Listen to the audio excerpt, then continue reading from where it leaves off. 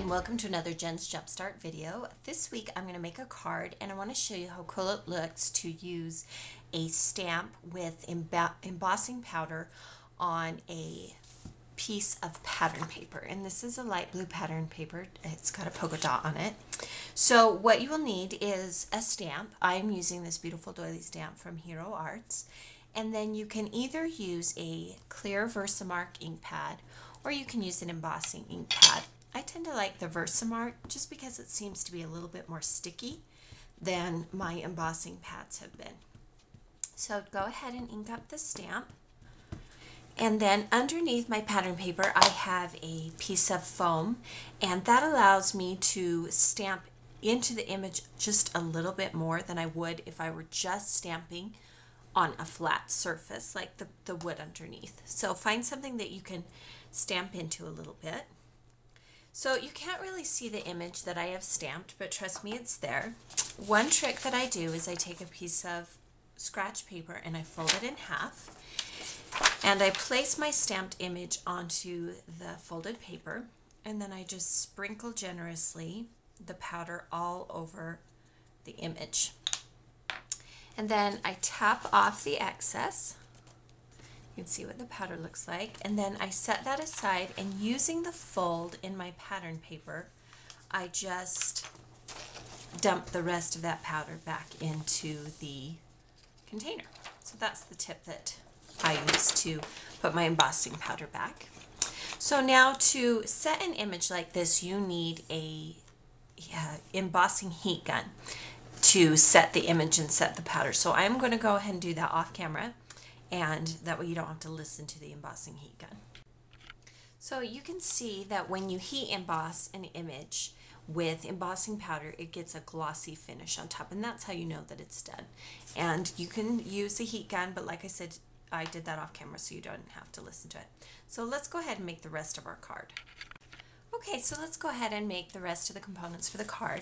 The next thing that I'm going to do is I'm going to use this 6x6 pad from My Mind's Eye, and I'm going to use this Fiskars butterfly punch, and I'm going to punch a butterfly from the green pattern paper and the pink pattern paper and the yellow pattern paper.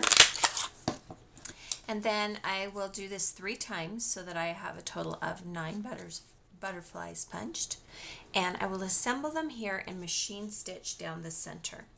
And then once I've done that, it allows me to fold them up and create a 3-dimensional butterfly. So if you have a sewing machine, you can use that technique, or you can use a mini stapler if you have that technique. So the next thing that I'm going to do is I am going to stamp a background stamp. This beautiful damask background stamp is from Hero Arts. And what I do is I actually leave the stamp on the plastic backing that it came with, and I ink up the entire stamp. This is some brown stamping ink. I like a tone-on-tone pattern.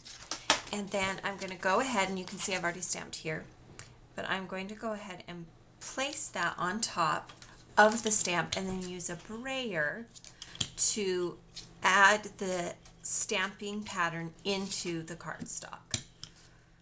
So that gives you a nice clean look, and then we're going to go ahead and use that on the card.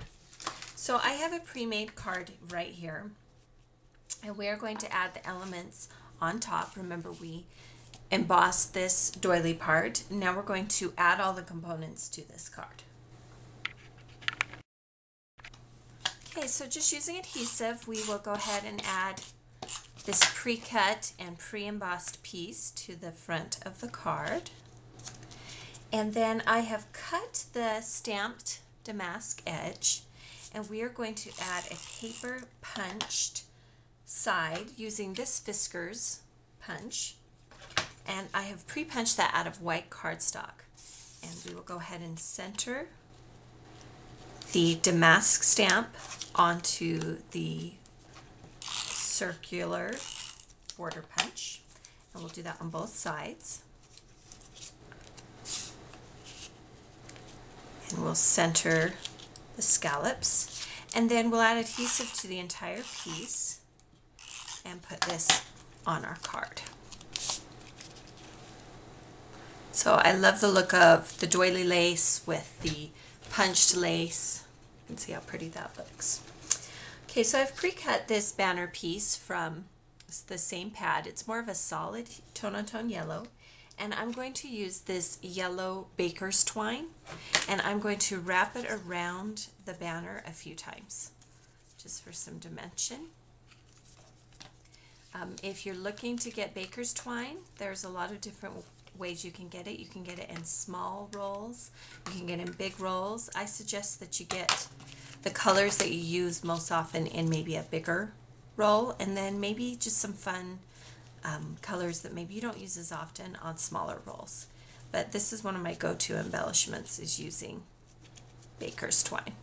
So we're going to go ahead and add this to the card with some glue dots, because with the twine on it, it doesn't lay quite as flat. So we'll just use some mini glue dots, and we'll glue this to the card. Center it right there. And we'll trim off the excess and kind of straighten up the bow a little bit. Okay, now I have a piece of ribbon that I've pre-cut. This is from American Crafts, and this time I've just notched the end. I'm going to use the glue dots again to adhere this, because being ribbon, it needs a little bit stronger adhesive than just some rub-on type, like adhesive runner glues. So scooch that a little bit out of the way and just lay that right there. So we're kind of just layering this card a little bit. Before we add too much more dimension, I'm going to go ahead and add the sentiment stamp here, and I'm going to use some Memento black ink, and I have a sentiment that says, "You make me feel right at home." We'll go ahead and ink that up, and then just like we did with the doily, we want to stamp into a surface that has a slight give. So we will go ahead, actually move this a little bit and re-ink it. We are going to place the card on this foam surface. We're going to stamp the sentiment right here at the top. Press down, but don't rock it. There's our little sentiment. And now let's go ahead and add those cute little butterflies that we made. Now again, I made 3 of them. And we're going to use the glue dots again to adhere these to the card. You can just randomly place them wherever on the card that you like.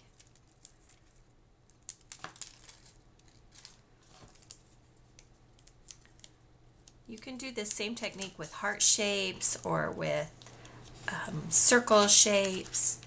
So there you have a quick and easy card using some stamping and some punches and just some components that I had laying around. Thank you for joining me. Check back next week for another Jen Jumpstart video.